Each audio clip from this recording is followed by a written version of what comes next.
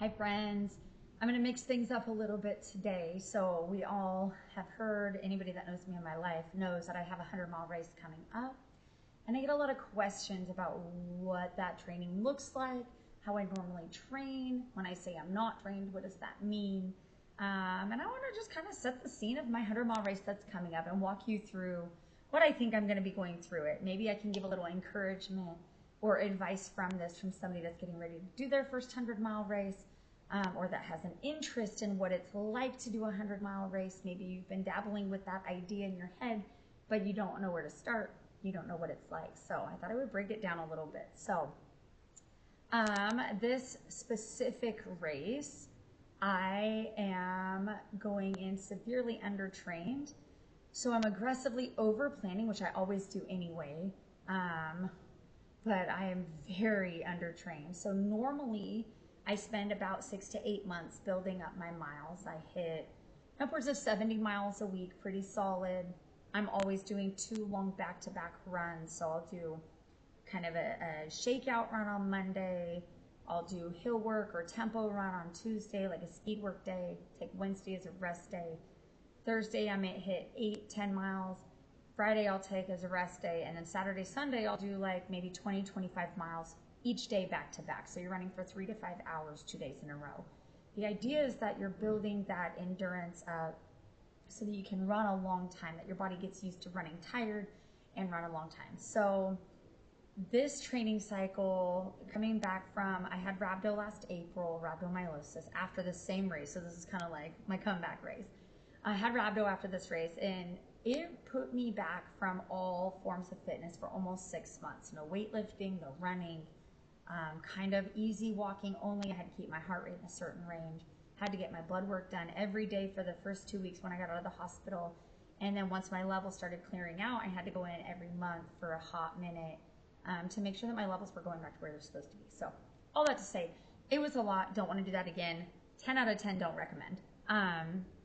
This race, I've been so busy with work and with life and the holidays and whatever other excuse that can come the way, it snuck up on me, and I thought, oh my gosh, I don't have time to even start throwing in 20 and 25 mile runs at this point. Like, I don't have the hours in a day to do it. So I did a little research and decided I'm trying something totally different, where I am running 10 to 12 miles 4 to 5 days a week. So I'm hitting like maybe 50, 60 miles a week still, but in 10 to 12 mile increments. And then on top of that, I'm still hitting 2 to 3 days a week of strength training and then 2 HIIT workouts a week. So I'm doing a lot on my body, but nothing like I've ever done. This is race number 7 for 100-mile races for me. So this is 100-mile race number 7. And I've never trained like this before. I don't know how it's gonna go. So I guess I can keep you guys updated in 4 weeks when this race is over, if it is successful or how awful it really is. I feel like it being number 7, I should be going into it sounding calm and experienced and wise, but instead I'm sitting here staring at these 8 identical loops on the course map thinking, oh my gosh, this feels like a psychological experiment. Like, nothing says personal growth like running the same 12.5 mile loop 8 times and slowly watching every decision-making skill deteriorate as I progress through this race. But here I am doing it again. So let me set the scene for this race. This specific race is a 12.5-mile loop that I get to do 8 times. And let's be real, that's not really a race. It's more like a subscription service. I have to do it over and over and over. Each loop climbs about 1,000 feet. It sounds pretty manageable until you realize that it's 1,000 feet per loop, and I just said I have to do this loop 8 times. Looking at just over 8,000 feet total. It's all rolling trail, which is great because it's mostly runnable, but it also means there's no big climbs, which means I'm going to be constantly going down or constantly going up. That's a little unfortunate. Those climbs are usually where I've prepared myself to eat, to drink, to kind of recover my heart rate and stuff, is on those big climbs. So without having those climbs, I have to be much more intentional with making myself walk, maintaining the pace that I need to maintain without having big climbs to offset it. So a little bit different strategy that's going to come in there, but that's okay. That's okay. It's all going to be okay. If I remember right, there's about 2 miles of gravel road the last 2 miles of the loop. So mile like 10 to 12, there's gravel road. This was awful last year. I thought it would be a nice, easy breezy, like running into the start finish area of the loop, the aid station. And this section is all sun. It's like that big raw gravel. So your ankles feel like they're going to break with every step. If you have any blisters, my goodness, this gravel is horrible. And it's just long and straight and boring, especially when you're running on a beautiful trail for 10 miles. So that's kind of the layout of the land there. The temperature forecast, again, 4 weeks out, so a lot can change. But the temperature right now is looking pretty perfect. Mid 60s for the high during the day with some clouds, and then 45 at night. So not too hot where I have to stress too much about the heat giving me rhabdo again. Last year at the same race, it was over 90 degrees. We had a crazy heat come through that weekend, and it was awful, obviously. So this year, that would be super cool. We can keep it in that mid 60s. It's like t-shirt and shorts weather. Love. The 45 degree overnight is also great. So a lot of people don't realize that as you're progressing through the race, overnight that it gets cold. And I mean like cold. Your body slows down. Everything starts shutting down just a little bit. You're not able to maintain your body temperature very easily. So I've ran 100-mile races where I think the one in Florida I did, it was maybe 58 overnight, upper 50s. I was freezing. I was like chattering, shaking. I couldn't control anything because I was so cold. I couldn't eat or drink because my teeth were physically chattering. And I could not get my body temperature up. I was also severely underfueled at that race, so I had no calories in me to create any warmth. Whole thing, lesson learned, learn something every race. So we'll see what I learn at this one. But hopefully that 60s and 40s kind of holds out because that's going to be nice. It'll be a nice cool down in the overnight. For pacing, so we all know in, running a 100-mile race, I'm not this crazy elite athlete that's going to go out and hit 8-minute miles for 100 miles. That's not a thing. Your normal running pace that you run for all your training runs, also not a thing. You're not going to maintain that for 100 miles. You need to go slow. You need to go like offensively slow. Whatever is slow for you, you need to probably go slower. And I repeat every single time, any ultra runner listening to this, if you have any interest in running 100 miles, do not be fast early. This is the number one thing that will break your race. Do not start out too fast. If you think you're going too slow, you're probably not going slow enough. Every runner knows this. Every ultra runner ignores this, and every ultra runner ends up regretting this. Loops 1 and 2, when I go out for this race, my goal is for them to be offensively easy. Like, I want people to pass me on the trail and for me to be like, yeah, come on, you go. Hopefully you're not going too fast, but enjoy that confidence for now. I struggle with that. I don't like people passing me, which means I normally speed up and I want to keep up, especially if it's easy and I'm pacing myself. So my goal for loops 1 and 2, slow and steady. I will say loop 1 is probably going to be the hardest loop of the entire race for me. That first couple miles, you go, ready, set, go, start line goes off. You're excited. You're in a big group of people. You're all trying to figure out your strategy and pace yourself. And we're going. In that first mile or two, you're kind of just trying to break away from the group. So it's exciting. You kind of start to break away. Then around mile 5, you find yourself going, wow, this is hard. I'm an hour in, and my legs are already a little tired. I'm a little hungry. I wonder if I'm drinking enough water. Gosh, I need to use the bathroom. I hope there's a bathroom at the aid station. And your mind kind of starts going, you think, wow, I have 95 miles left. And I already am sore and tired and struggling mentally. What am I doing? Why do I keep signing up for this? And I struggle with that. That first 10 miles, I already know going into it, it's hard. But somewhere around loop 2 or 3, probably around loop 3, that 25-mile mark, my brain suddenly starts negotiating with me, where I go, gosh, this is so hard. Why do we do this? And I'm like, oh, you love this. You're going to pull out of this. And I start finding that more positive. I kind of settle into the, oh, I don't feel terrible. It's almost like an acceptance. I accept how I'm feeling and that it's hard, and kind of like the reassurance of like, oh, I just got to keep going. So that's kind of how loops 3 and probably 4 are going to be. It's just settling in and enjoying. Loop 5 and 6, this is what I would call the grind. So this is where nothing hurts enough to stop, but everything hurts enough to complain. Food is confusing because you want it, but you don't want anything, but you know you need to eat it, but you don't like the texture in your mouth, but you don't want to drink something because nothing tastes good. And it's all hard. It's all hard at this point. It's also dark, and that messes with you. Those night miles in ultras is where the ultras stop being athletic events, and they kind of become more of a survival documentary. Your headlamp's on, your world shrinks into one small glowing circle. Every tree is judging you as you are running through these woods or walking through these woods. And this is where your official strategy kind of becomes walk more, get food in you, get your electrolytes and water in you, lower your expectations for pace dramatically. Night running is not about pace. Night running is about problem solving and solving the problems before they become disasters. So are you cold? Fix it. And when you get cold, you need a full outfit change, not just adding a layer. So take off the sweaty sports bra and put a dry one on. When you get cold, fix it. When you get hungry, fix it. Find something you can force yourself to stomach. When you're mad at existence, eat mashed potatoes. When nothing is right, just eat. Like, that's going to solve almost everything in an ultra, especially 100 miles, especially in the nighttime miles. This is usually when I try to find people that can come out and run a few miles with me, because night miles are hard. They're scary in the woods. I usually see bear, I've seen cougar, seen wild animals, big snakes. Like, it's a scary place to be in the dark by yourself. And as a woman, not super safe in the dark in the woods by yourself. Fortunately, this is a nice loop course. There should be runners running by it all the time, but just the same. Crazy. So speaking of food, let's discuss what fueling looks like. Your earlier miles, amazing. Every gummy or gel that you eat, it tastes like victory. Like, I'm one step closer, I'm doing the thing. Real food is great.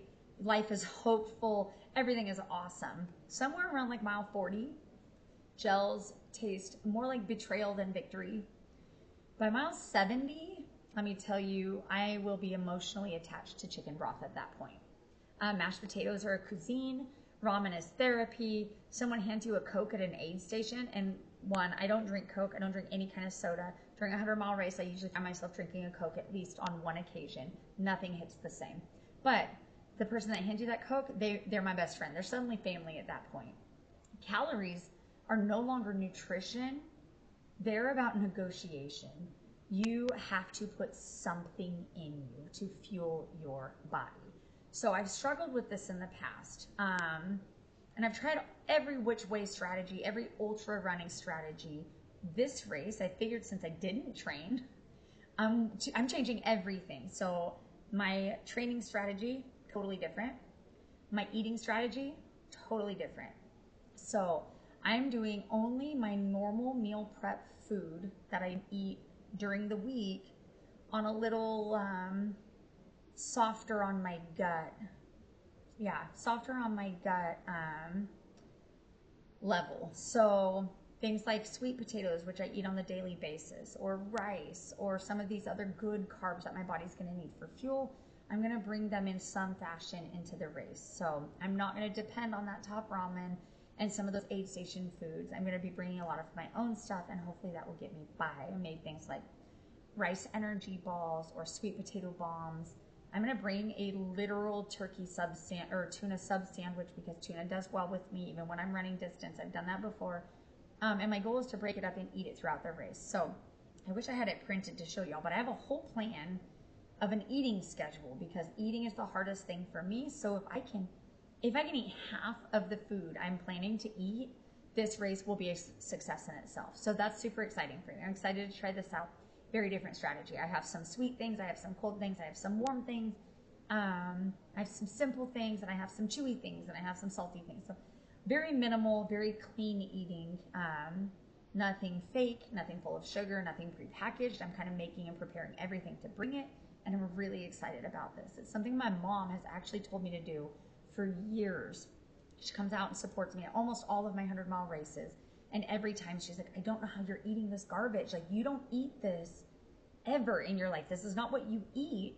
And you come to these races, and when your body needs your nutrition and food the most, you're making the choice to eat these foods, which are not a part of your normal diet. And I'm like, I know, but this is what you do. Like, this is what 100-mile racers do. But I don't have to do what everybody else does. And I'm really excited about this. Like, this all kind of hit me that I can find ways to eat my normal food and make them easier to digest and process. Obviously, I'm not going to bring a big salad because I love salad. Obviously not going to try to digest a salad while I'm running. But things like sweet potatoes and rice, certain fruits that I enjoy, tuna, which isn't easy to eat, soft on my mouth, which is weird, but texture gets really tough those later miles. I'm going to bring my own bone broth sick soup that I make at home when my kids are sick, and it's full of nutrients. I'm going to add some carbs to it, probably some rice or maybe even some orzo, what a splurge. And I'm going to be having that rather than the really terrible for you top ramen. So everybody to each their own, no judgment passed. Obviously, I've done this for years and eaten all the aid station stuff. I'm really trying something a little different this time. So we'll see how it goes. So yeah, food is going to be my biggest challenge. So fingers crossed for that. Food is something that will actually make or break your race, which is crazy. Okay, next topic, feet. We'll talk about feet. Everybody asks me how many toenails I lose during my races. Very seldom do I lose toenails. I know a lot of runners that do. I don't know if I'm lucky. If I found the perfect pair of shoes for my feet, the socks, the shoes, everything just lines up. But I don't normally lose toenails. Sometimes I'll lose one if there's a lot of elevation. My feet are sliding in my shoes and I'm pounding the ends of my shoes. I might lose 1 or 2 toenails on my big toes, but my long toes, I guess. But feet, right? Change your socks regularly. When I do, like I really only change my socks maybe one time during the race, unless it's really wet or there's a lot of water crossings. I might change it extra. But every time that I do change my socks, because I always put warm socks at nighttime, so I always change them at least once for a fresh. My nighttime wardrobe is an entire fresh outfit from head to toe, whether I need it or not. Sometimes just freshening up. I do a quick dude wipe, clean myself off. I'll do a quick teeth brush sometimes. And it just refreshes you going into those nighttime miles because they're so hard. So take my shoes and socks off. I'll wipe my feet down really good. I'll put a little lube like squirrel's nut butter or what is that? Baby paste. Bordeaux's butt paste is a good one. Aquaphor is a great one. Whatever works for you. Whatever, Vaseline. It's an old tried and true Vaseline. Put whatever I have on hand. I'm not really particular and I don't stick to just one thing. More often than not, I use Vaseline. Sometimes I'll lube my feet up a little bit if I have hot spots.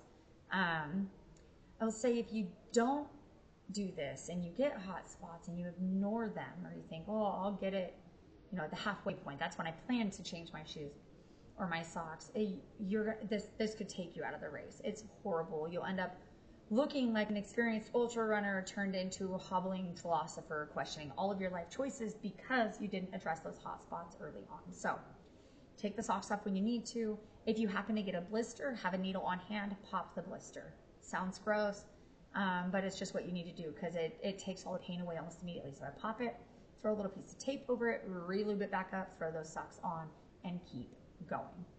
So addressing your feet, super important. Some runners change their shoes regularly. I don't normally change my shoes. Like I have a pair of shoes. I love my shoes. I buy them a half a size too big. My feet can swell in them. Everything works great. Maybe get 1 or 2 blisters. Maybe I don't. Really depends on the course and the elevation and the amount of water crossings in it. So fortunately this one, if I recall, didn't have any water crossings where my feet got submerged. It was more like tiptoeing through little streams or creeks, if I remember right. So fingers crossed that is correct. All right, next thing to talk about, aid stations. Aid stations are a big danger zone. Why do you ask? Because aid stations is where you come in after being alone on the trail for maybe 4 hours, and there's people, and there's music, and they've got food, and they're cooking, and they're drinking, and they're eating. It's happy, and there's chairs that you can sit, and it's all bad. It's all bad. I have a rule at aid stations. As I'm coming into them, I have a plan.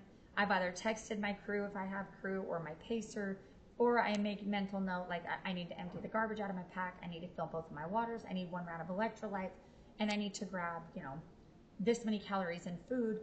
And my goal is to always stay at 5 minutes or less. Even though sitting down might feel incredible, I also have a rule of beware of the chair, and I do not sit down, because when you stand back up, it feels like you're trying to reboot a frozen computer from 2003. Everything is stiff almost immediately. Your body hurts. All the aches and pains are there. Your feet kind of fall asleep. They get tingly, and you suddenly realize how tired you are. I really try to not sit down. For my sock change around mile 40 or 50 or whenever the overnight hours hit, depending on the race start, I'll sit down and take my shoes off, but I really, later in the race especially, do not sit down. Fill your bottles, grab your food, eat while walking, and leave that aid station before my brain convinces me that that folding chair is going to be my forever home, because if I sit down, I probably won't get back up. So no sitting.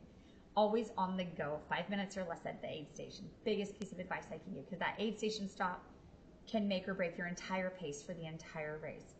It's easy to say, oh, I can maintain 15-minute miles, but you don't realize that a 20-minute stop at every aid station is going to really put a damper on those miles, especially if they're only 6 miles apart.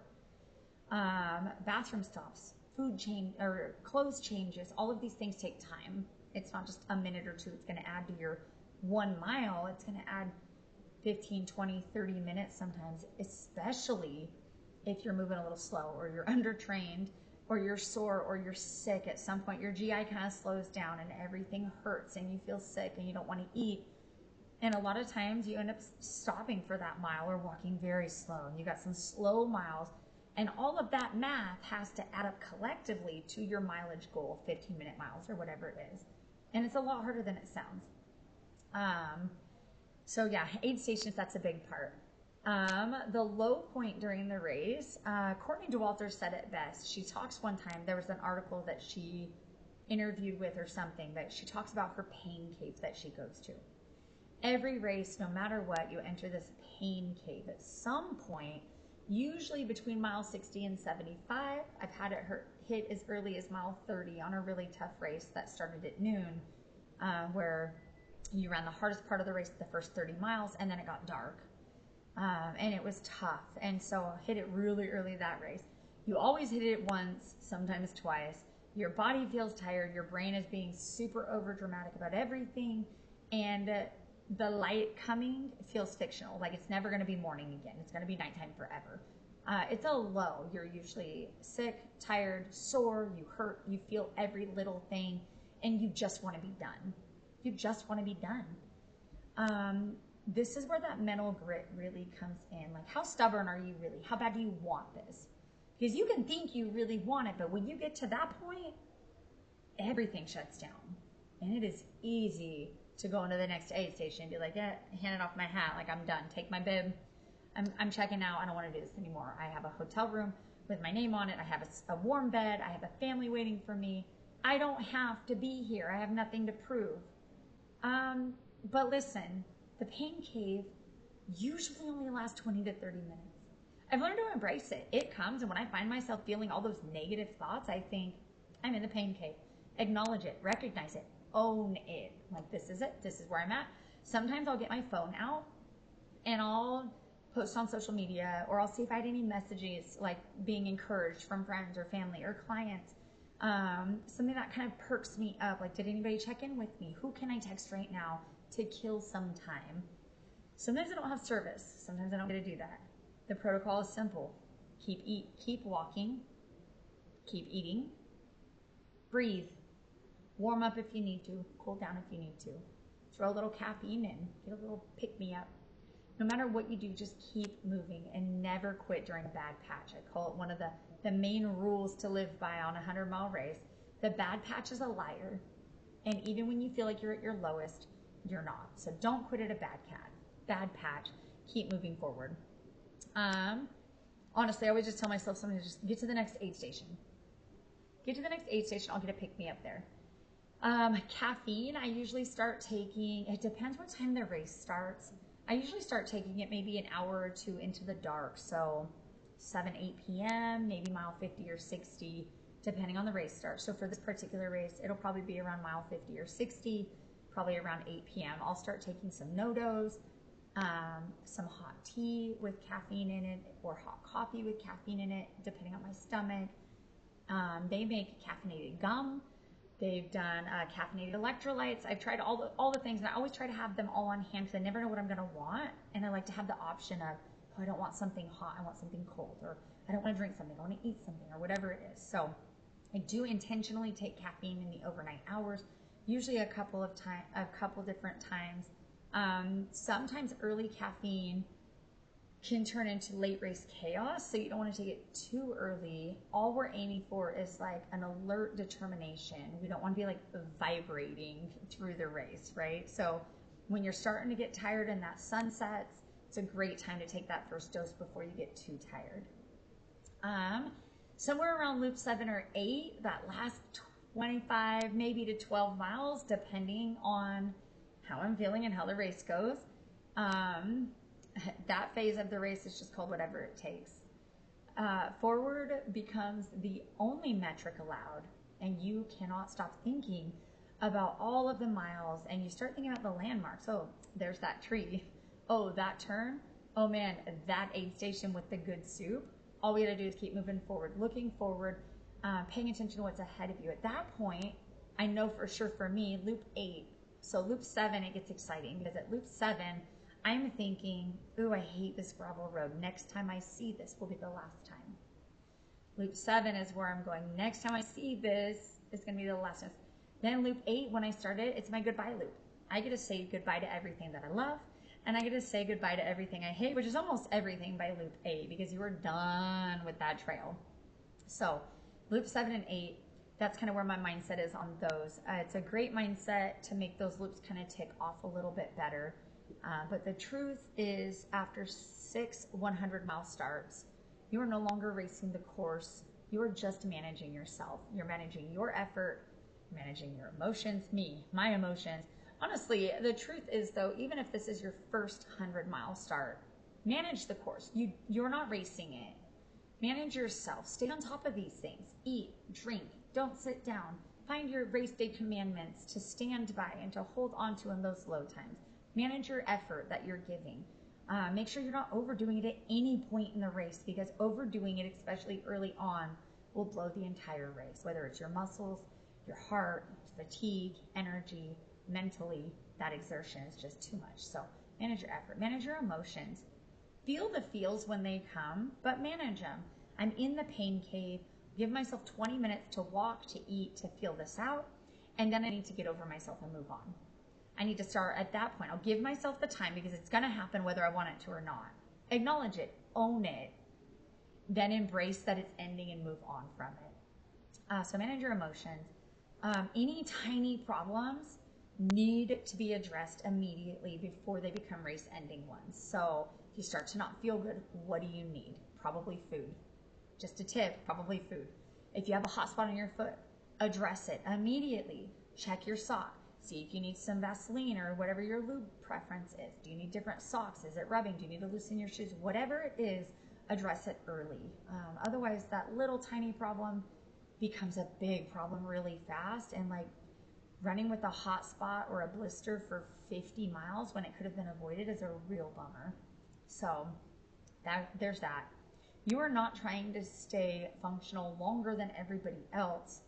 All you're trying to do is manage yourself to get you to that finish line. So race day commandments, they remain unchanged. Whatever yours are, stand by them. Like I said, I have a few weird ones, like beware of the chair, 5 minutes at an aid station, address all hot spots immediately, not allowed to quit in the overnight portion, not allowed to quit when you're in the pain cave. You got to make it out, because once you're out, everything is better. Never ever quit in the dark, no matter what. That's my plan going into this race. If you've ran 100 before, or maybe you haven't, maybe this can help you train, maybe this can help you plan. If you listen to this out of sheer curiosity to hear how crazy I actually am, would love the feedback. Tell me if my plan sounds insane or off the wall, or if you have any suggestions for me. It may be a little too late to implement now, but I would love any and all suggestions moving forward. I have a very detailed plan, literally like spreadsheets, piles of paper, and highly organized, very detailed, extremely reasonable plan. And I'm sure it's all going to completely go out the window, and I'm going to forget all of it at mile 68 while I'm holding my cup of broth and staring into space, wanting to be done. But that's okay. This is race number 7. I know what's coming. Somehow I signed up for it anyway. So guess I'll see you at the next loop, you guys.